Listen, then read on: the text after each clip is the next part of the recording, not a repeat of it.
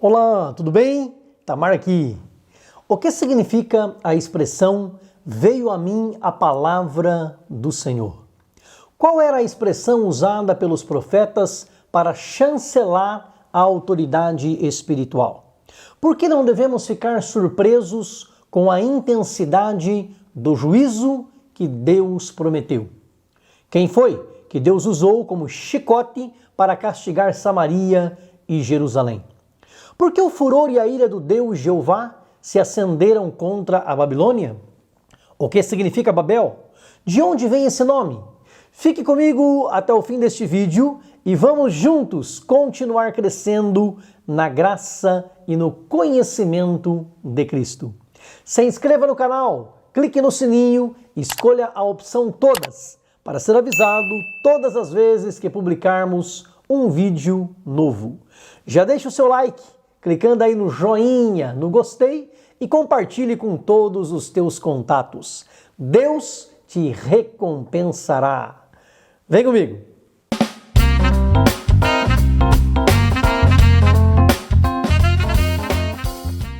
Ezequiel foi chamado e nomeado por Deus como profeta. Teve a visão da glória de Deus e recebeu o ministério da palavra profética. Entregou uma mensagem profética de juízo para Judá e Jerusalém. Usou sinais proféticos para mostrar o juízo vindouro. Usou um tijolo, deitou-se de lado, usou o pão minguado e a navalha afiada. Tudo para entregar de maneira eficaz mensagens proféticas do juízo que haveria de vir. Deus levantou este instrumento, Ezequiel, 590 anos antes de Cristo vir ao mundo, para proclamar seu juízo e sua glória. O problema é que as pessoas da época de Ezequiel não acreditaram em suas profecias, porque na visão deles, Deus Jeová jamais permitiria que o templo sagrado e a santa cidade de Jerusalém fossem destruídas nas mãos dos ímpios. Eram os primeiros anos do exílio babilônico. Os judeus já haviam sido levados presos para a Babilônia. Os jovens judeus escolhidos, como Daniel e seus amigos, já haviam ido. Ezequiel já havia ido. E em breve Nabucodonosor destruiria totalmente a cidade e o templo, em 586 a.C., por ocasião da terceira deportação. Ezequiel foi chamado por Deus para profetizar justamente às vésperas dessa destruição, durante e após a destruição. Dos seus 22 anos de ministério, 7 foram antes da destruição e 15 depois da assolação. Ele predisse o cerco de Jerusalém e profetizou contra os montes de Israel, dizendo: "O fim vem, o fim vem." O nome Nabucodonosor significa Nebo ou Nabu, o deus da escrita e da sabedoria na mitologia suméria, protegeu minha herança. Esse nome vem da antiga Mesopotâmia. Nabucodonosor era filho de Nabopolassar e reinou por 43 anos, mais do que o dobro que seu pai. Babilônia é um nome também de origem acádica e significa portão de Deus. Aparece no original hebraico como Babel e a Septuaginta traduz como Babilon, em grego. Os caldeus, a princípio, eram um povo diferente dos babilônios. Abraão, por exemplo, 2100 anos antes de Cristo, era de Ur dos Caldeus, que ficava a cerca de 160 quilômetros de Babel, a Babilônia, perto do rio Eufrates, onde hoje é o Iraque. Nos dias do profeta Isaías, estes dois povos estavam unidos em um só. No capítulo 13, versículo 19, ele diz que a Babilônia era a glória e a soberba dos caldeus, o ornamento dos reinos. Os caldeus se orgulhavam de sua terra, a Babilônia. Ezequiel usa a expressão "veio a mim a palavra do Senhor" para deixar claro que a profecia não provinha dele, como de fato diz a Bíblia através do apóstolo Pedro na segunda carta, no capítulo 1, versículos 20 e 21. Nenhuma profecia da Escritura é de particular interpretação, porque a profecia nunca foi produzida por vontade de homem algum, mas os homens santos de Deus falaram inspirados pelo Espírito Santo. A chancela, a garantia, a marca, o sinal, a assinatura de Deus nas profecias era a expressão "Assim diz o Senhor Jeová". Esta assinatura continua válida no século XXI, ainda que haja assinaturas falsas por aí. Ezequiel, cujo nome significa Deus fortalece, não imaginava ser profeta. Na verdade, aos 17 anos de idade, ele viu o jovem Daniel, também da sua idade, ser deportado. Cerca de 8 anos depois, aos 25, quando ele estava se preparando para o ofício de sacerdote, já que vinha de família sacerdotal, também foi deportado. Estando há 5 anos no exílio, aos 30 anos, Deus o chama para ser profeta.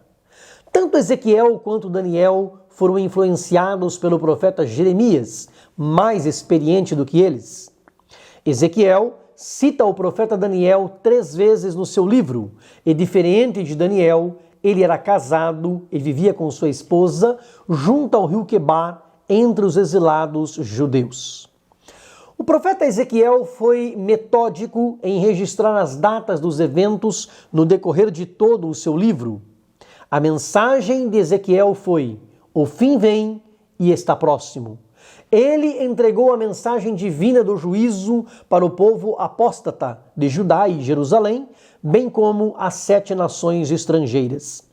Mas não falou só de juízo. Ele procurou fortalecer a fé do remanescente fiel a Deus no exílio, afirmando que o povo de Deus seria restaurado e o reino de Deus glorificado. Ele fez questão de frisar que cada indivíduo é plenamente responsável diante de Deus pelos seus atos. Ele foi um verdadeiro atalaia nas mãos de Deus, avisando do perigo que se aproximava, da destruição que não tardava. O salário do pecado é a morte, e aquilo que no início é prazeroso, ao fim é sofredor. A única maneira de evitar o castigo divino é através do arrependimento. Deus continua avisando ao seu povo: prepara-te para te encontrares com o Senhor teu Deus. Assim como Samaria e o reino do norte, Jerusalém e o reino do sul também pecaram contra Deus, adorando ídolos e falsos deuses. E por causa disso, Deus levantaria o rei Nabucodonosor com a Babilônia para servir de açoite e chicotear Israel. Ainda que anos mais tarde a própria Babilônia seria castigada. Deus já havia deixado claro através do profeta Jeremias no capítulo 26, versículo 3, que se houvesse arrependimento por parte do povo, ele voltaria atrás e não castigaria a nação. Mas o povo, rebelde que era, não diferente da geração atual, ignorou todos os avisos enviados por Deus. E Deus Jeová, do qual ninguém zomba, entrou em juízo contra os rebeldes. Veja o que diz a palavra de Deus no segundo livro das Crônicas, no capítulo 36, versículos 15 e 16. E o Senhor Deus de seus pais lhes enviou a sua palavra pelos seus mensageiros, madrugando e enviando-lhes, porque se compadeceu do seu povo e da sua habitação. Porém, zombaram dos mensageiros de Deus e desprezaram as suas palavras e escarneceram dos seus profetas, até que o furor do Senhor subiu tanto contra o seu povo que mais nenhum remédio houve. O pecado mais comum do povo de Deus era fazer o que todo mundo fazia, se misturar com as práticas pagãs dos ímpios. Qualquer semelhança com os dias atuais não é mera coincidência. O inimigo sempre trabalhou para que não haja diferença entre o povo de Deus e o povo que não é de Deus. Porque ele sabe que o próprio Deus disse, através do profeta Malaquias, no capítulo 3, versículo 18: então vereis outra vez a diferença entre o justo e o ímpio, entre o que serve a Deus e o que não o serve. A verdadeira mensagem de Deus e os verdadeiros pregadores da palavra sempre foi e sempre serão os que pregam contra o pecado, contra o modo de vida misturado entre a luz e as trevas. O evangelho puro e genuíno de Cristo é um evangelho que separa o ser humano do pecado, porque o pecado separa o homem do seu Criador.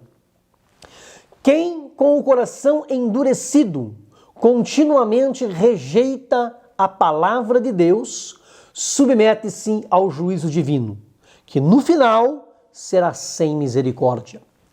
A palavra de Deus nos diz na carta de Paulo aos Gálatas, no capítulo 6 e versículo 7, não erreis, Deus não se deixe escarnecer, dele não se zomba, porque tudo que o homem semear, isso também ceifará.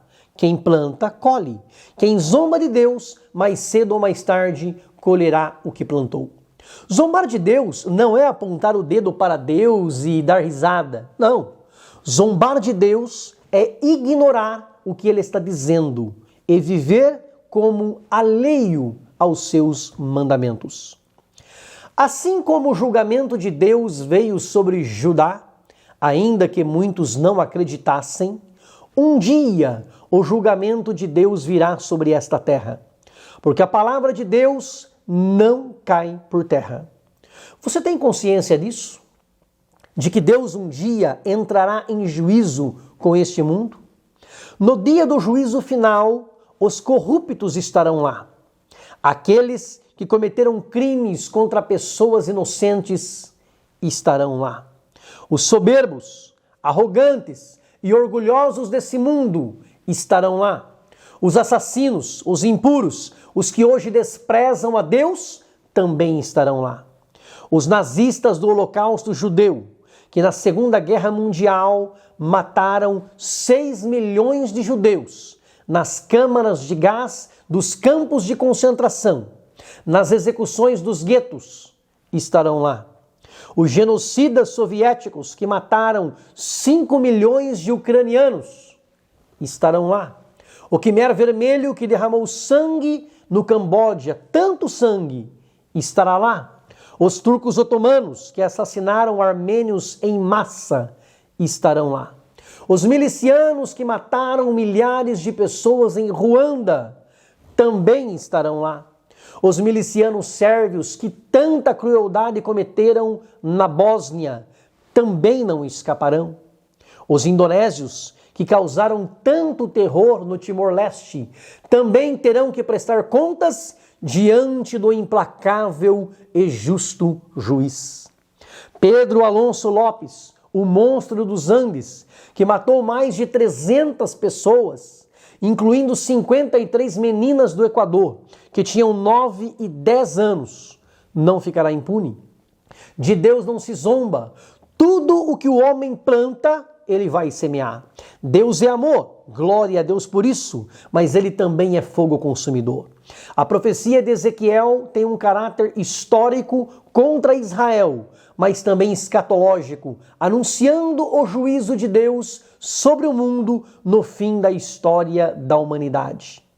Mas assim como Deus conservou em Israel um remanescente fiel, Ele ainda conserva hoje pessoas de todas as tribos, línguas, povos e nações que não se curvam diante de Baal, que não se prostram diante de uma sociedade corrompida, que não macula os seus valores, que não mancha os seus princípios, que não abre mão da palavra de Deus.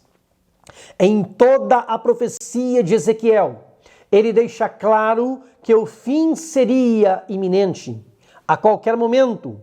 Hoje não é diferente. Vivemos hoje como se Cristo voltasse hoje. A volta de Cristo pode acontecer a qualquer momento. Deus pode entrar em juízo com esta geração a qualquer momento. A hora do acerto de contas vai chegar. O juízo será completo. É iminente e inevitável. A mensagem de Ezequiel e a de hoje é a mesma. Vem o fim vem sobre os 4 cantos da terra. Vem o fim vem, eis que vem. Fim é julgamento. Como Deus disse para Noé em Gênesis 6:13, o fim de toda a carne é vindo perante a minha face. O dia do Senhor vem e não haverá escapatória. Sabe aquela expressão, se correr o bicho pega, se ficar o bicho come? Pois é exatamente isso que acontecerá. Disse o profeta Isaías, no capítulo 5 e versículo 19. Se fugir do leão, dará de cara com um urso. Se correr para dentro de uma casa, será mordido por uma cobra. Esta é uma alegoria para dizer, não haverá saída. Se correr, o bicho pega, se ficar, o bicho come. Mas hoje, se você orar, o bicho foge. Ezequiel foi taxativo em sua mensagem. Os profetas de Deus, de verdade, continuam categóricos na notícia que transmitem. O fim vem. Só que desta vez, o fim não virá sobre o Estado de Israel e sua capital Tel Aviv, ou os judeus de Jerusalém. Não virá apenas para os seus vizinhos, o Egito, a Jordânia, a Síria e o Líbano, mas sobre o mundo todo. Não devemos nos surpreender com a intensidade do juízo divino. Ele só retrata a justiça de Deus. Ou você acha que matar mais de 300 pessoas, 53 crianças, deve ficar impune? Ou você acredita que os responsáveis por milhões de pessoas assassinadas em campos de concentração deveriam sair ilesos? Deus é um justo juiz. Deus dá tempo ao tempo. Ele é longânimo, compassivo, misericordioso, paciente, mas ele não tem o inocente por culpado, nem o culpado por inocente. Veja o que diz o profeta Naum, no capítulo 1, versículo 3. O Senhor é tardio em irar-se, mas grande em força, e ao culpado não tem por inocente.